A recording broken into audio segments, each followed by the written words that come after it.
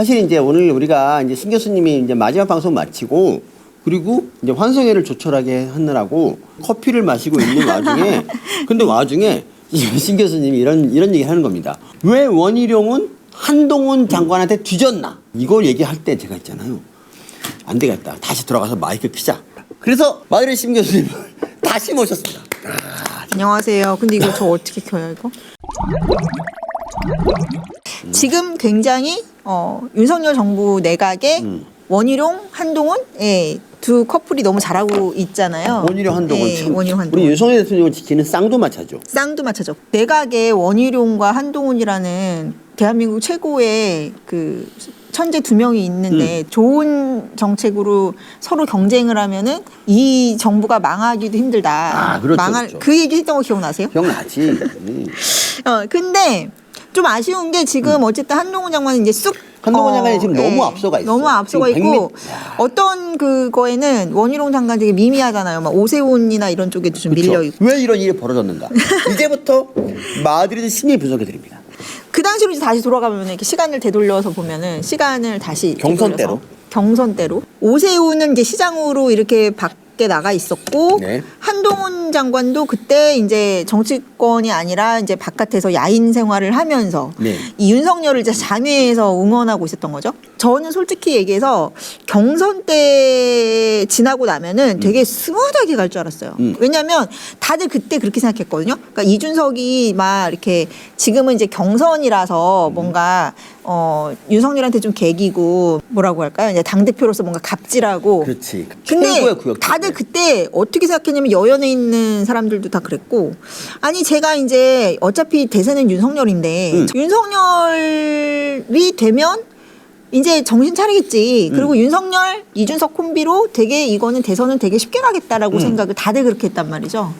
근데 그리고 나서 되게 뭐 저거 그때 이제 이준석을 한번 처음에 쳤던 게 그 원희룡이 그때 후보 원희룡이 시절에 그렇죠. 녹취 문제만 나오면서 이렇게 그때가 이제 경선 후보 시절이었잖아요. 네, 후보 시절이었죠. 그러니까 약간 내부 고발식으로 말이죠. 이제 원희룡이 약간 이준석을 한 방 쳐가지고 그때 사실은 되게 뭐 그 윤석열 지지하시는 분들이 아 원희룡 역시 원희룡이다. 그때 이제 이준석이 저거 뭐 한 방에 정리된다, 뭐 곧 정리된다 이던 식의 망언을 했었습니다. 그때 사실은.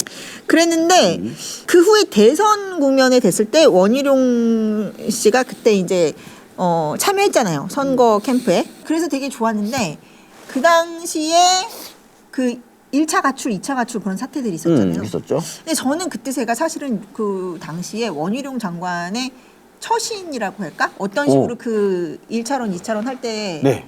하는지 봤는데 입국 따하고 있더라고요. 아. 그러니까 사실은 그때가 타이밍이었어요. 그러니까 근데 정말 그때는 한번 이렇게 딱 붙었어야 됐었거든요. 사실 그때 막 장제원 의원이나 막 이런 것처럼 이렇게 딱 앞장서가지고 이준석하고 딱 이렇게 전선을 거으면 장제원 전투력 짱이죠. 네. 그런 전투력을 만약에 원희룡 씨가 그 당시에 보여줬다면 그 당시 보여줬으면? 아마 오히려 윤석열의 정말 강력한 파트너 네. 지금의 한동훈 장관 이상으로 먼저 그렇지. 포지셔닝이 됐지.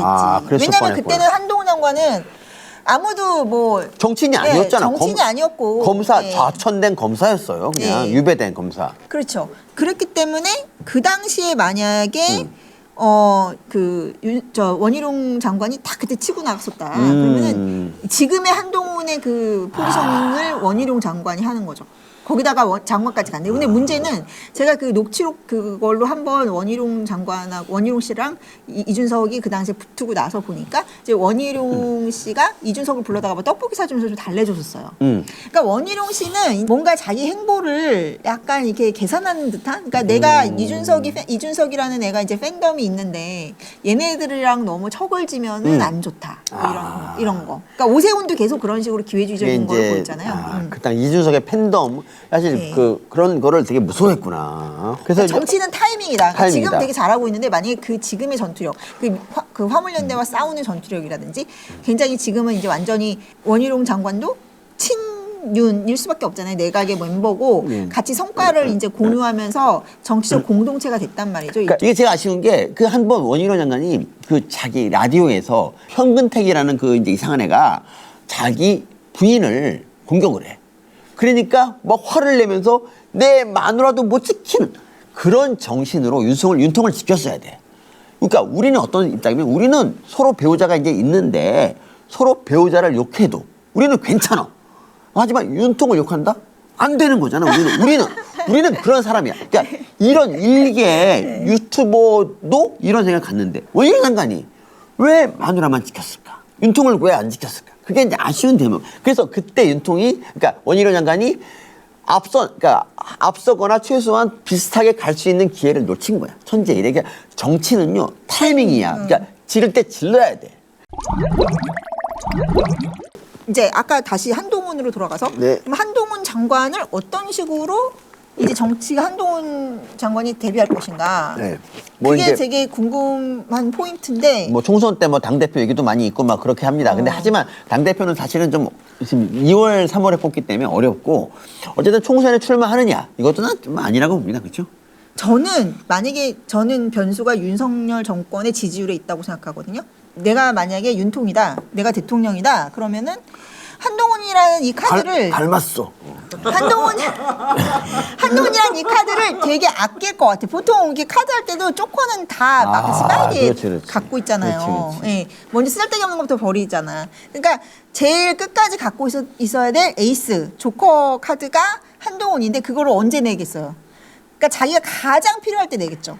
그러면 저는 윤석열 정권이 이거를 끝까지, 그러니까 정권 말기까지 계속 가져갈 거라고 나는 생각을 하는데, 그러니까 지지율이 좋으면, 그러니까 지지율이 어느 정도가 되게 일정 부분 이상 안정되게 나오면 굳이 한동훈이란 카드를 먼저 낼 필요가 없잖아요.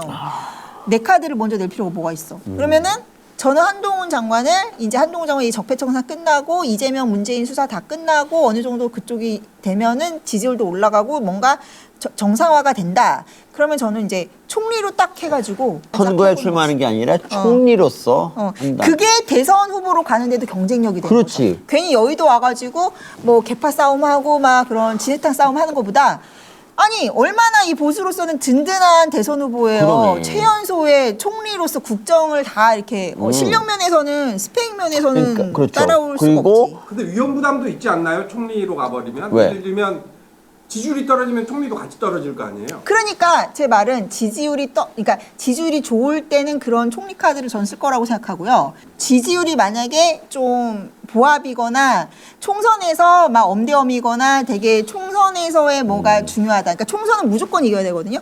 그러면 오히려 정말로 진짜로 이렇게 한동훈 장관이 뭔가 이 당을 쇄신하는 이런 전면에 나서서 돌풍을 일으켜갖고 총선의 승리를 담보하는 그런 걸로 될 것 같아요. 그래서 저는 이 지지율에 달렸다. 지지율에 달렸다. 그러니까 여의도에서 한 장관이 흙탕물 묻힐 필요가 없이도 총선에서 무난하게 승리가 가능하다고 하면은 한 장관이 나설 이유가 없다라는 거예요. 근데 만약에 저기 총선에서의 승리가 되게 지금 무조건인데 만약에 거기서 여의치 않다. 좀 이렇게 뭔가 밀린다 그러면은 아예 그냥 한 장관을 간판으로 해가지고 무조건 이겨서 이 당을 보수를 한 장관이 살렸다라는 서사를 써야 되는 거죠. 그러니까 저는 둘 중에 하나라고 생각합니다.